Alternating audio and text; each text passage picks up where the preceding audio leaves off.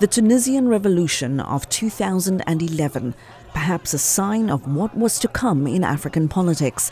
That uprising led to the ouster of President Zine El Abidine Ben Ali and the Arab Spring that gripped much of the Middle East and North Africa, followed by similar scenes in other parts of the continent. By the end of the decade, about a dozen autocrats had fallen, among them Libya's Muammar Gaddafi, in the Gambia Yahya Jammeh forced into exile. Other longtime rulers stepped down voluntarily, Angola's José Eduardo dos Santos and Joseph Kabila in the Democratic Republic of Congo. When change came to Ethiopia, the world watched as that country's new Prime Minister, Abiy Ahmed, began sweeping reforms.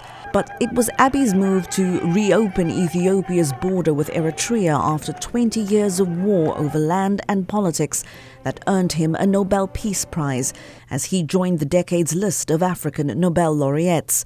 It was also the decade in which Africa lost South African anti-apartheid hero Nelson Mandela, former UN Secretary-General Kofi Annan, and Kenyan environmental activist Wangari Maathai. South Africa's Winnie Madikizela Mandela's death shone the spotlight on her role and legacy in the fight for justice and freedom, even as parts of South Africa burned with xenophobic violence towards other Africans, triggering retaliatory attacks on South African-owned businesses and brands in Nigeria.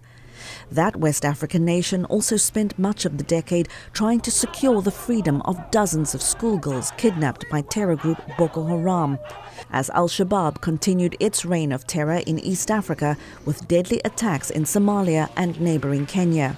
African nations now look to the future on a continent that is getting younger and urbanizing faster than any other place on Earth.